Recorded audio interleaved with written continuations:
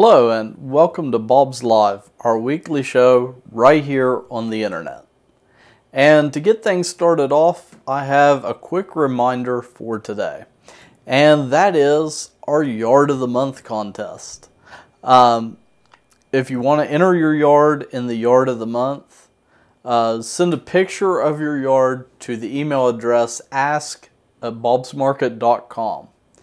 And for July's Yard of the Month, submissions are due by July 31st at 5 p.m. Alright, let's go ahead and first get things started off today by taking a look at the weather. And let's take a look locally at the extended forecast first. So this weekend, it's pretty much of the same that we've been having. Tomorrow it's looking like that we're going to have kind of stormy weather. More or less it's going to be sort of like today and yesterday.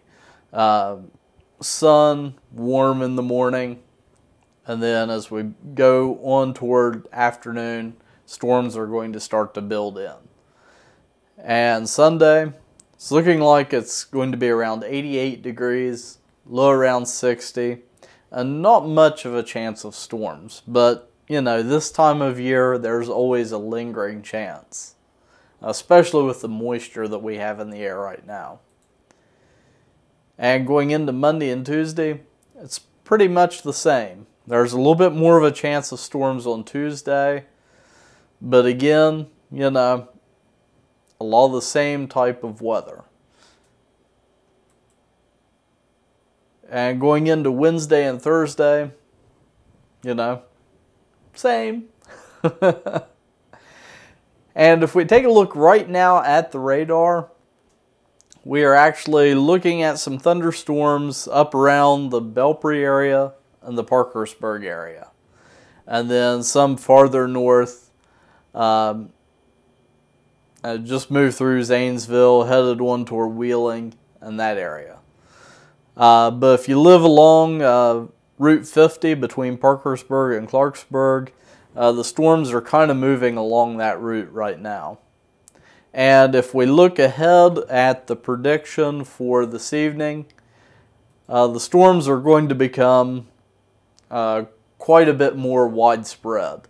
So we're looking at a chance even in the Mason area of having storms. But for the most part, the chances farther to the north of there being storms. Parkersburg, Belpre, Marietta, that area, and then further east into West Virginia. And right now we do have some warnings out for our area. We're actually under a flood watch, which it's kind of funny because here in a little bit I'm going to be talking about the drought, and now we have a flood watch.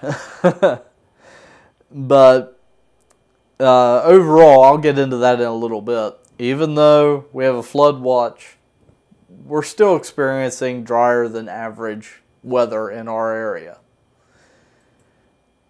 And here is a map of the thunderstorm forecast for today. So you see that we're kind of right on that borderline area right here in Mason County of severe thunderstorms and a chance of thunderstorms. And right now it looks like it's going to be mostly to the north of us. And let's take a look now at some national weather maps for the upcoming weekend. This Saturday, again, it looks like it's going to be sunny most of the day.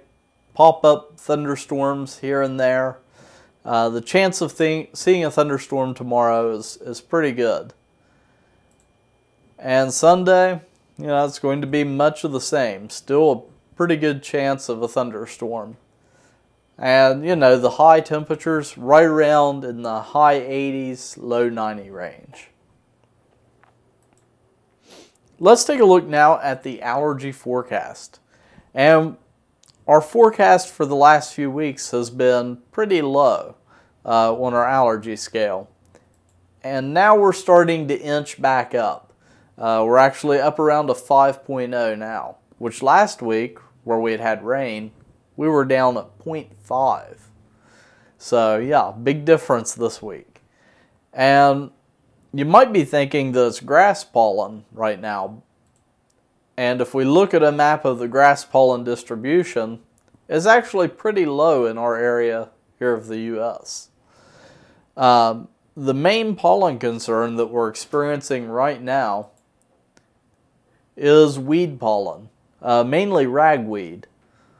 It's starting to get up there for fall. And of course, you know, the main time of the year that we experience ragweed is August into September. So those pollen levels are starting to get up there. So right now, our main pollen concerns is mainly weed, and still we've got some grass pollen to worry about. So if you suffer from either of those, you might be feeling the effects of it right now. And, well, I mentioned a second ago that I was going to be talking about the drought. And I wanted to take a look at our garden outlook, because right now we're kind of at that time of the year where our spring crops are finishing up in the garden, and it's getting into the time of the year to plant fall crops and late crops. So this year we are experiencing a drought. And we're kind of on the edge of it here in the Mid-Ohio Valley. It's mainly affecting the Midwest, which, if you paid attention in social studies in school, it's the I can't talk. It's the breadbasket of the U.S. But, you know, we're experiencing this drought. They're expecting the corn crop this year to be much lower than what it should be. And if we look at the map,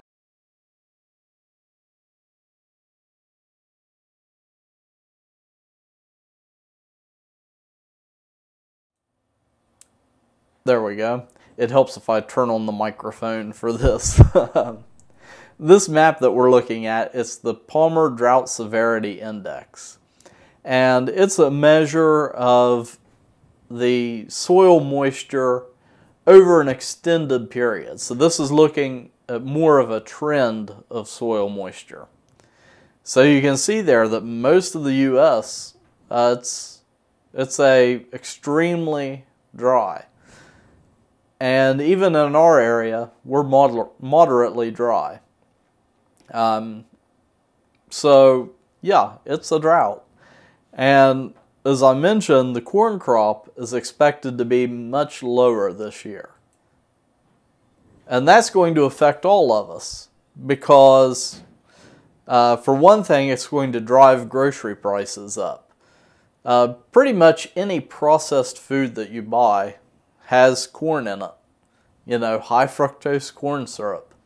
It's everywhere. It's in everything. And if there's less corn, that's going to drive the price up. And also, you might not think of this, but it's also going to drive up gas prices. And that's because the government requires a certain percentage of gasoline be ethanol.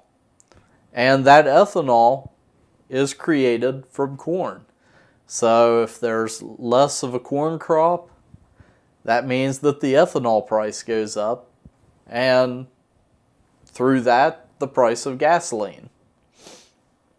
So we're looking at, you know, some prices going up as far as that, but also it affects the home gardener.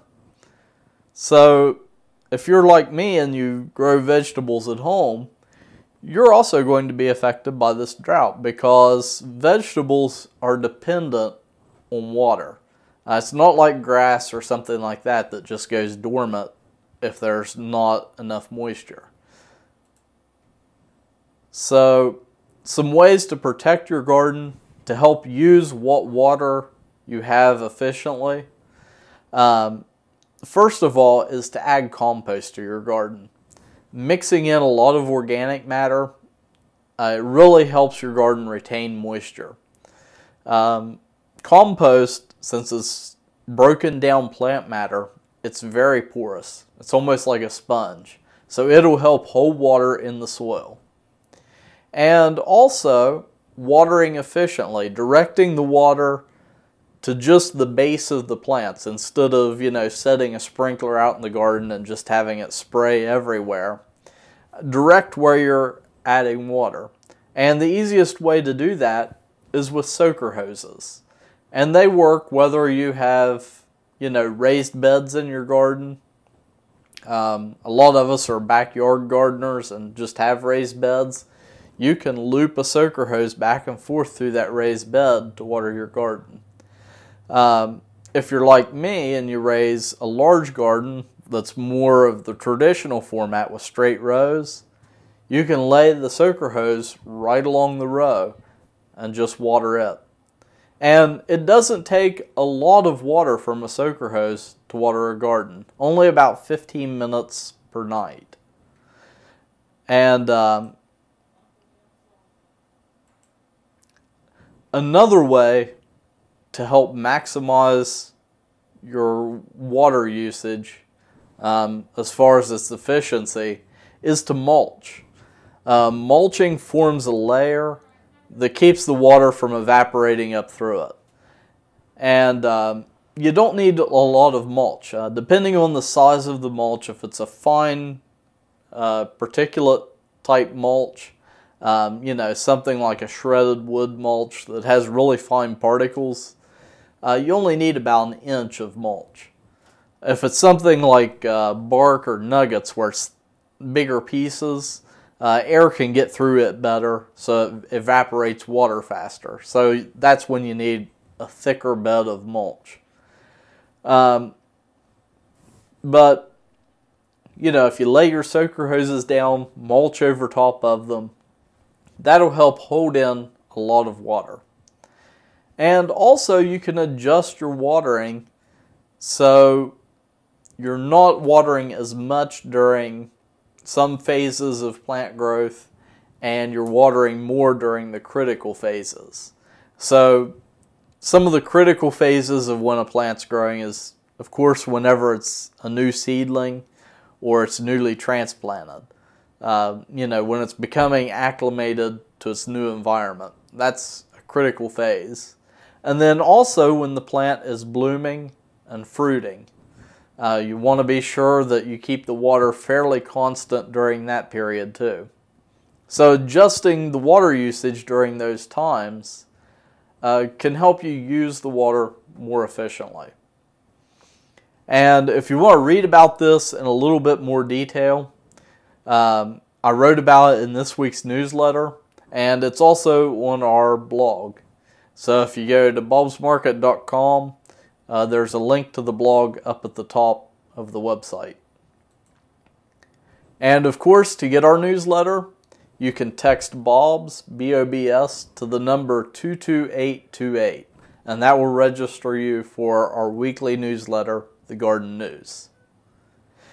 And well, that is our show for this week, and you can join me next week here at 4 p.m. We were a little late this week starting the broadcast, but generally every Friday at 4 p.m. So I'll see you next week.